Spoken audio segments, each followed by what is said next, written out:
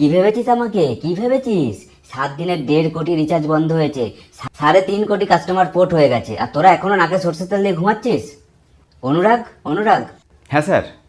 7 দিনে আমি 5 কোটি কাস্টমার হারিয়েছি, আর এখনো যে 35 কোটি কাস্টমার রয়েছে তারা যেন কোনোভাবে পোর্ট না করতে পারে, প্রত্যেকে যেন রিচার্জ করে, সেই দিকে তোদের নজর রাখতে হবে।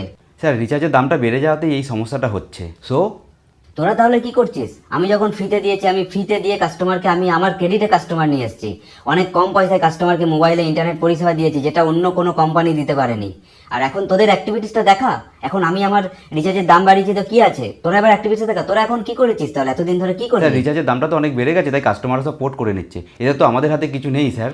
তাহলে তুইও নিজেকে পোর্ট করে নে অনুরাগ, তোরও আমার এই কোম্পানিতে থাকার কোনো জায়গা নেই। দিব্যেন্দু, দিব্যেন্দু, কোথায় তুমি? তোমার চাঁদ বাদন মুখটা এবার একটু দেখাও দেখি। হ্যাঁ স্যার। তোর কাস্টমার কেয়ার কি করছে?